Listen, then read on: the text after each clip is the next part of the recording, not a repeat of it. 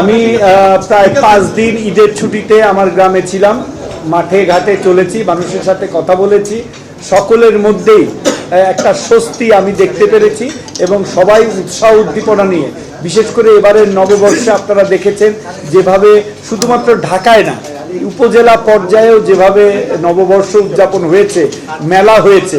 আমার রুমে যে যদি দেখবেন যে মেলার বিভিন্ন সামগ্রী আমি সংগ্রহ করে নিয়ে আসছি, তো সেখানে উৎসাহ উদ্দীপনা দেখেছি। রাজনীতিক মোটিভেটেড হয়ে যদি কমেন্ট করে সেটার উত্তর না দেওয়াটাই আমার মনে হয় ভালো।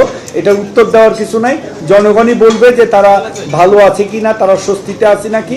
আমি সকলের মধ্যে উৎসাহ উদ্দীপনা নিয়ে ঈদ এবং পয়লা বৈশাখ উদযাপন করাই দেখেছি এবং এটাই আমার অভিজ্ঞতা। আমার মনে হয় যে উনি রাজনীতিকভাবে এই জিনিসটাকে বলেছেন, এটা নিয়ে উত্তর দেওয়ার মতো কিছু নাই।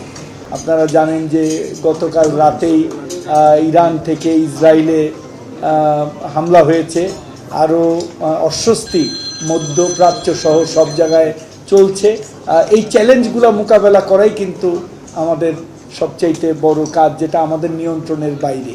তো আমরা এই চ্যালেঞ্জ মোকাবেলায় আমরা মনে করি যে আমাদের এই মন্ত্রণালয়ে সক্ষম এবং আপনাদের সহযোগিতা পেলে আমরা যে 3 মাস হলো এই সরকারের দায়িত্ব পালনের, আজকে কয় তারিখ, 15 তারিখ, এক্স্যাক্টলি 3 মাস 1 দিন আমার অফিসে। আমার বাণিজ্য মন্ত্রণালয় রমজান না, আমরা সারা বছর নিরবিচ্ছিন্নভাবে সাধারণ যেটা আমাদের এসেনশিয়াল কমোডিটি আছে এটা সাপ্লাই দেওয়ার জন্য আমরা কাজ করে যাব। আমদানি রপ্তানি বাণিজ্য এবং সেই সাথে আমাদের লোকাল যে ইয়েগুলি সাপ্লাই চেনগুলি আছে এগুলাকে আরও শক্তিশালী করব। আমাদের রমজানটা ব্যাপক চ্যালেঞ্জ ছিল, বিকজ সব কিছুর কনজামশন ডাবল বা 3 গুণ বেড়ে যায় রমজানে। সো এই জন্য আমাদের জন্য এটা বড় চ্যালেঞ্জ ছিল, এটা আমাদের একটা বড় অভিজ্ঞতা। আপনারা জানেন যে আমরা দিল্লি থেকে পেঁয়াজও কিন্তু আনছি, এটাও একটা অভিজ্ঞতা।